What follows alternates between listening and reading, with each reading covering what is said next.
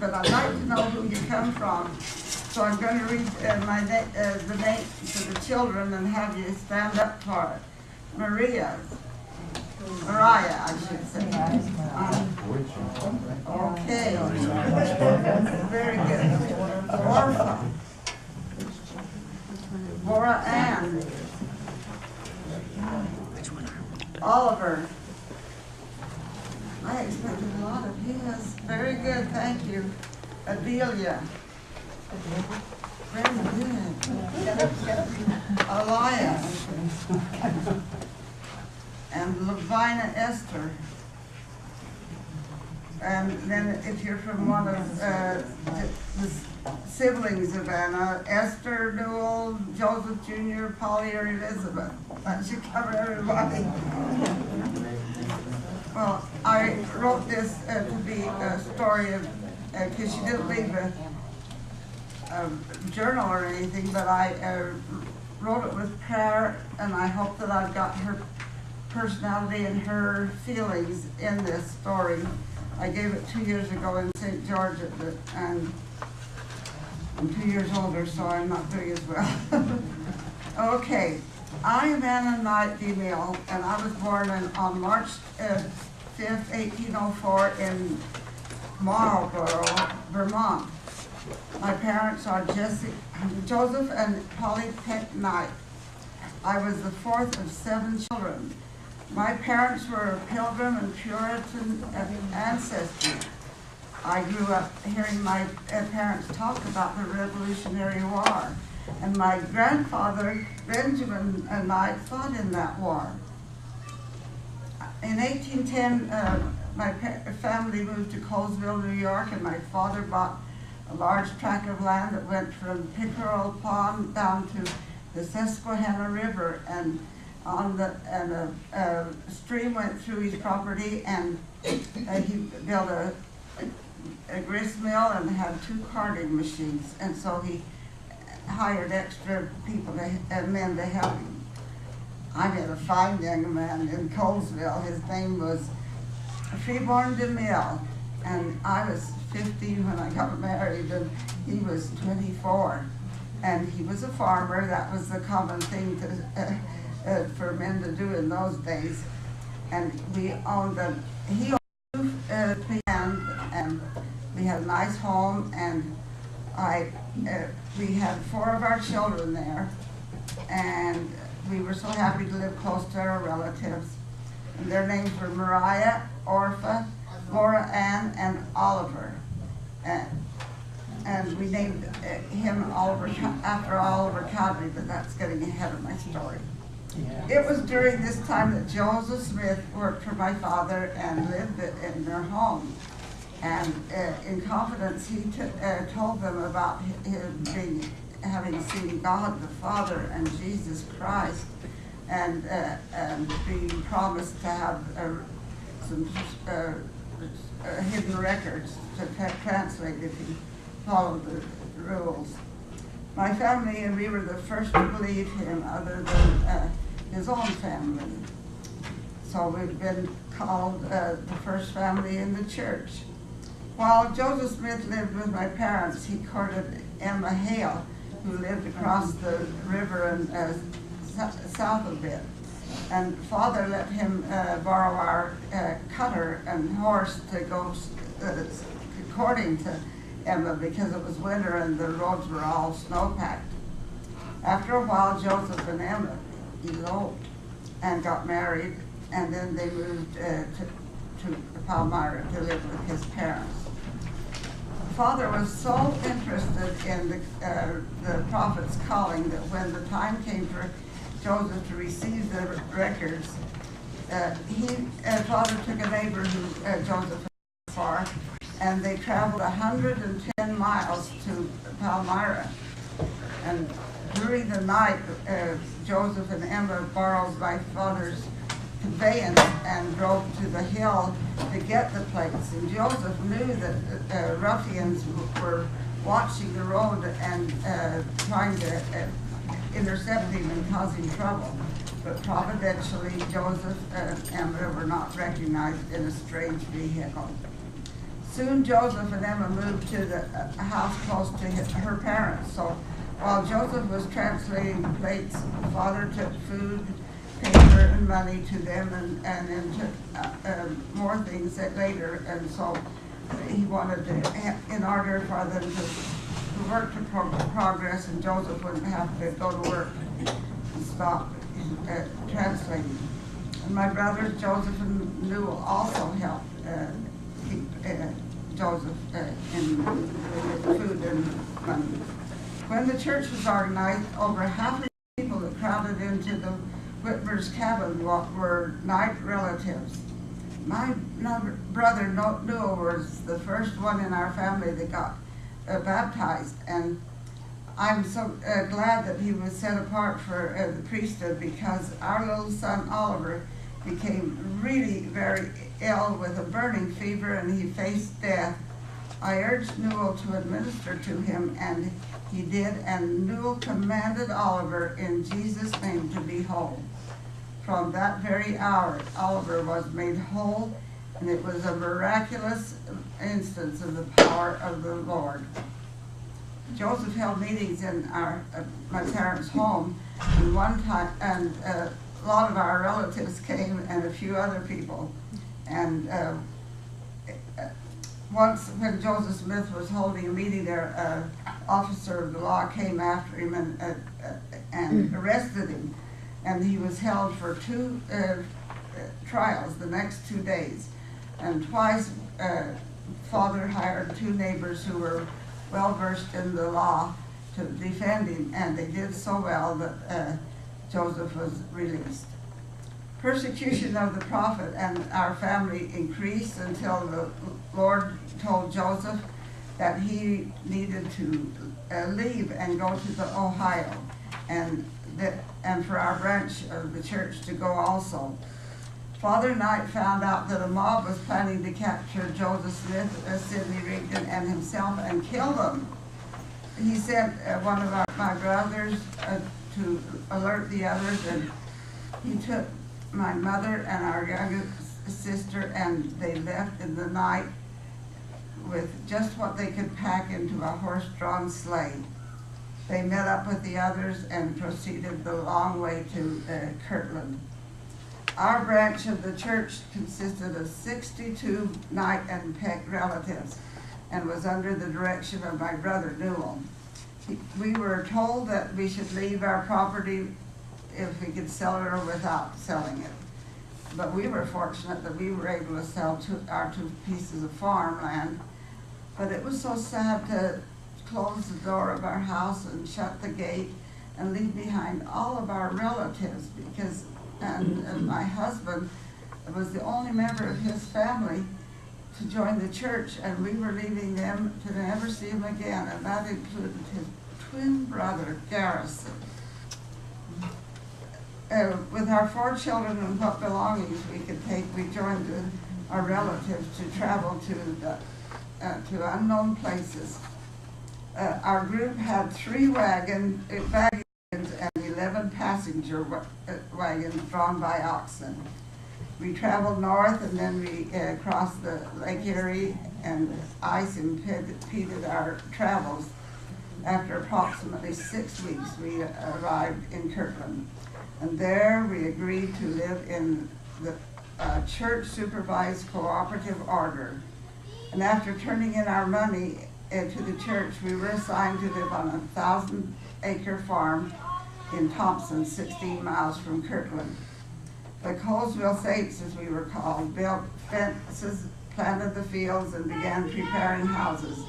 But our stay was very brief because the man that had donated the land was named Leland Copley, and he had recently joined the church, but then the leaders of the church excommunicated him for bad behavior, and he kicked us off his farm and wanted to charge us $60 for damages. And my brother Joseph said the only damages we'd done was fix up these fields and plant these fields and fix up the homes that he had. So we were forced to move again. The prophet received from the Lord what became section 54 of the Doctrine and Covenants, giving instructions for the saints to settle in the New Zion, which was to be located in Jackson County, Missouri. Our group made the arduous journey to Missouri, arriving a month later. We settled in Cobb Township, a few miles from Independence, and the men immediately began building homes and planting what crops they could that late in the season. And I'm sure you've heard that my mother, Polly Peck Knight, was so ill on the way that Newell had bought wood and carried it in his wagon to make her a coffin if she passed away. But she made it to Missouri, and she was so happy to see the New Zion, but they died a short time later, and she was the first of the Mormons to pass away in Missouri, but not the last. Many people had family members die because of the poor nutrition that we were living under, and the mobs bothered us. In September of the next year, I gave birth to our 5th child, Adelia. The winter was very cold, and until enough homes were built, 10 families lived in a house that we found that was vacant, and it was not completed, and we had just the cold, frozen earth for our floor. Most of the saints were cheerful and dedicated to our new beliefs, and we gathered together in church meetings and rejoiced in the Spirit of the Lord. We were saddened when our older sister Esther passed away. My father was lonely, and so his new wife was a widow. He married a lady with 4 children, but her deceased husband was my mother's brother. So we had known Phoebe for some time, and father was 61 and Phoebe was 33, and they had 2 children during the great time of trials that we were going through in Missouri. The church headquarters remained in Kirtland, and Jackson County was just an outpost, and the prophet sent us letters often and included revelations that he received. The old settlers became bitter and resentful of the saints, and mobs started rampaging through the Mormon settlements. Now, this was before the Civil War, but men were choosing up sides, and those men were slaveholders, and we were almost all from the north, and so you can imagine it caused trouble. And so they burned the mobs burned the press, Mormon press in Independence, and some of our men were tarred and feathered, and others were killed, and so we had to leave in the middle of winter, and we no longer had wagons and oxen, and so we just left with what we could carry, if you can imagine. And we all suffered great losses, and many greedy men became richer men when they moved on to our farms and took over our cattle and our fields and our harvested grain and our homes and our furniture. And then to make sure that we wouldn't go back, they torched 200 homes of ours. The Colesville branch camped in the Missouri bottoms, and we lived in tents until cabins could be built. And it was cold weather, and we cooked outside in the wind and the storms. We stayed long enough that the men built a church, and it was so nice to have a church to meet in, but our peace was only temporary. And many families suffered for the lack of the necessities of life. Because my father and two brothers were millers, every place we moved, they found a stream where they could build a mill and grind the wheat that the men raised and provide flour for the saints. And the mobs would drive them away from their mill, and they had to leave everything, including their grindstones. And also, my husband had an accident with a saw, and it cut his leg, and he was laid up for 5 years. This left me the burden of earning a living the best I could. This was the time of the tragic Hollis Mill Massacre, where we had 17 young boys and men killed, and 12 more that suffered terribly. And then the Battle of Crooked River, 2 of our brethren were killed. Our last move in Missouri was to Far West, and there I gave birth to our 6th child, our son Elias. Preborn received the patriarchal blessing from Joseph Smith Sr. And in it, it referred to the trials that he and our family had endured. Thou was one of the first to come into the kingdom, and thy substance has been lost, the blessing states. But God will make up thy losses and make thee rich in the things of this world. I can't say that we have received wealth, but I consider our posterity as the riches of this world, and we were fortunate that we didn't have any baby die, and that was very common in our day. I'm sure you remember some of the troubles that we had in Far West. A state militia was sent to supposedly protect us, but we couldn't tell which was to be worried more about, the mob or the militia. No possessions was safer within the reach of either of them. And they took all of our guns away and left us defenseless. And they arrested our leaders and was going to shoot them in the city center next morning, but through the heroism of Brigadier General Alexander Donovan, they took him to the jail in Liberty instead. When Governor Boggs issued his infamous extermination order, we Saints were again forced to flee for our lives. It was winter again, and we traveled 200 miles across Missouri and had to camp out in snowstorms and sleep in the bitter cold. We fled across the ice-covered Mississippi River and entered Quincy, Illinois. And my husband provided a house for us 2 miles northeast of Quincy. And it was while we were here that our daughter Mariah met and married Daniel Buckley Funk. And he joined the church and was baptized in the Mississippi River. In Nauvoo, we managed to get a home 2 blocks north of the unfinished temple that was under construction. And our last child, Lavina Esther, was born the following year, and she was our 7th child. We were very happy to be living in the same city as Joseph and Hiram Smith that we had been so close to when we lived in Colesville. And it was a neat experience to stop and visit with the prophet on the street or in his store. And we were able to go to the Grove and hear him preach. Our son Oliver, who was 13 years old, attended a meeting while I was home had to stay home with a new baby.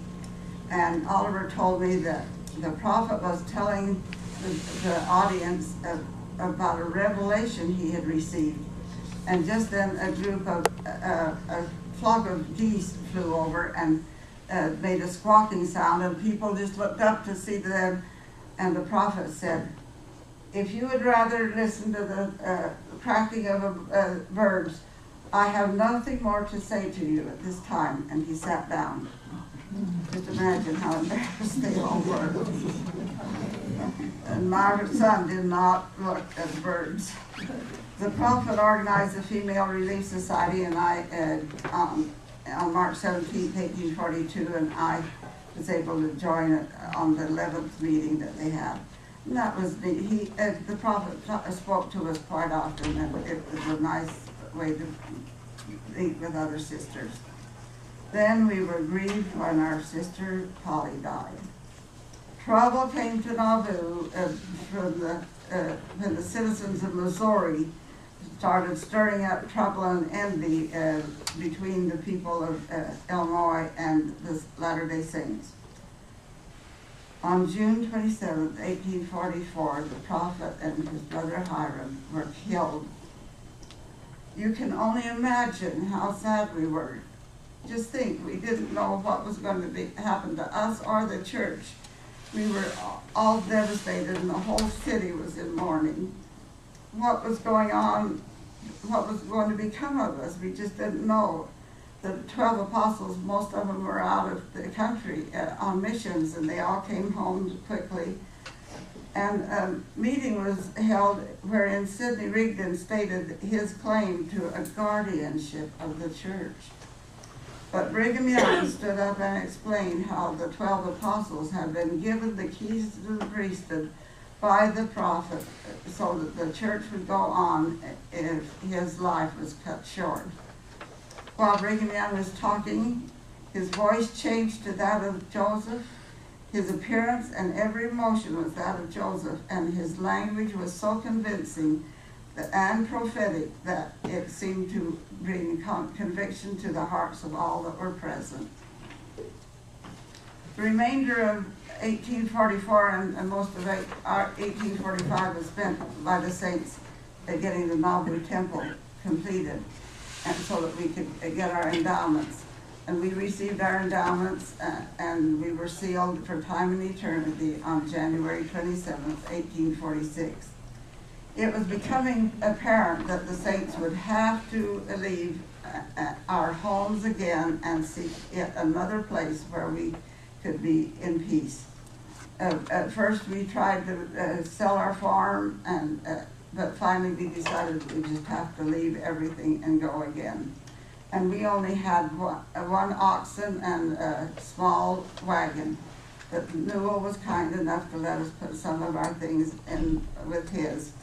And we crossed the river and took the last look at the city that we loved, and the temple with its wonderful lofty tower raised to the heavens. After a month's journey, we reached the Camp of Israel at Mount Pisgah, Iowa, which was a way station that some people had been asked to stop and raise crops for the people that were coming later. And this became our home for 3 years. My father and his wife and the children came and stayed there too, and we took care of them, helped them. We had 4 children still at home, and 2 of our daughters had already married, and Laura Ann married while we were in Mount Pisgah. The other 4 children and I were forced to do the work because Freeborn was again laid up with infection in his leg and was more crippled. And Oliver was 16, but he grew up fast and took the lead in preparing our supplies so that we could cross the plains. And so it was, and to my great sorrow, Newell died from fighting a prairie fire that had been started by the Indians to drive the buffalo, and it was sweeping down on their village that was close to Fort Niobrara, north of Winter Quarters. And it was so sad to lose him, and then just a month later, my father died. He was 75 years old. In 1830, we left Mount Pisgah for the Great Salt Lake Valley and traveled with the Captain Warren foot wagon train. The journey across the plains was long and arduous, but the family was greatly blessed, and except for Freeborn's handicap, all managed to complete the journey and alive and well. And we arrived in Salt Lake City, and then we went on down to Manti. And our daughter Mariah and her husband, Annie Buckley Funk, had come to Manti with the original settlers the year before, and having been already there gave us more comfort. This was the 8th place that we had settled in the last 20 years. How would you like to go through that? If we thought that our trials were over when we reached Manti, we were sadly mistaken. We endured many hardships, such as famine, trouble with the Indians, and many disadvantages of pioneer life. We were so isolated from the center of the church in Salt Lake City. We experienced 2 Indian wars where several of our men were killed. We met these problems with the same courage we had faced against the angry mobs in previous days.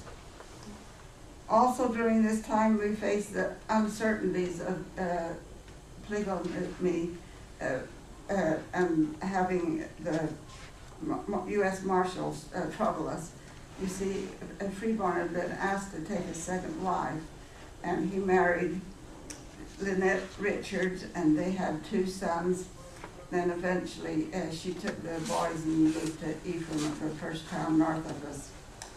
Freeborn was called to be a member of the first High Council organized in Manti, and he was a member of that group for several years.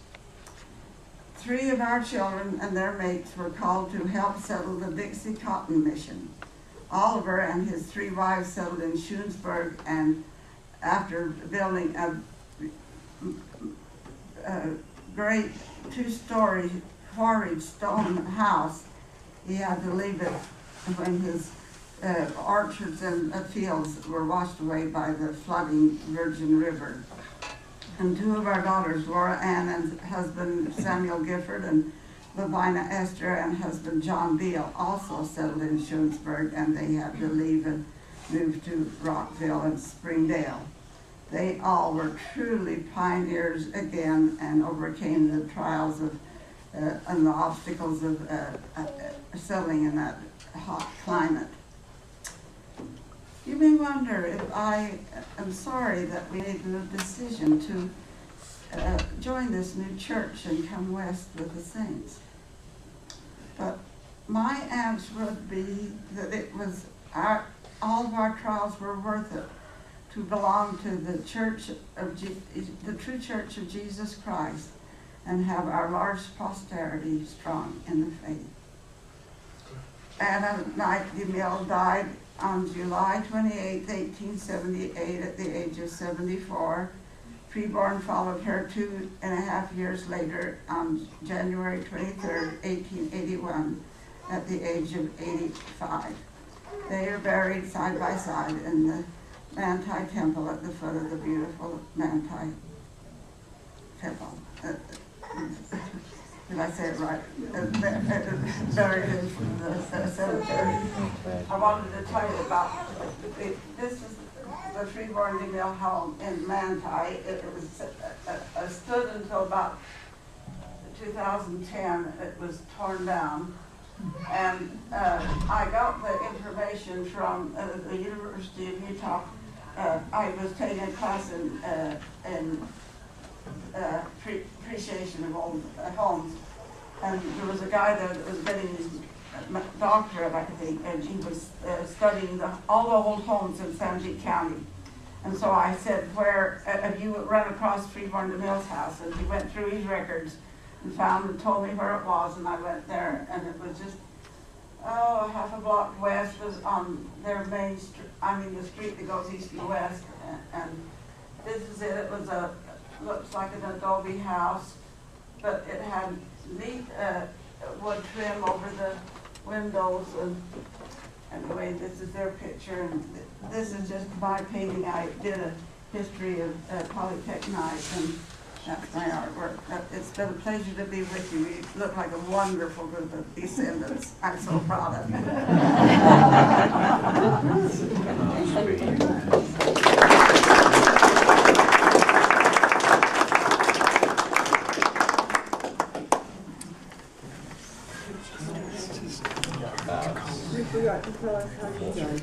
Tell us again who you are. I'm Muriel Musich Hawkins. I grew up in Monroe, and I went back to Funk's Lake a lot with my father was William DeMille Musich, and he was born in a dugout at the edge of the lake.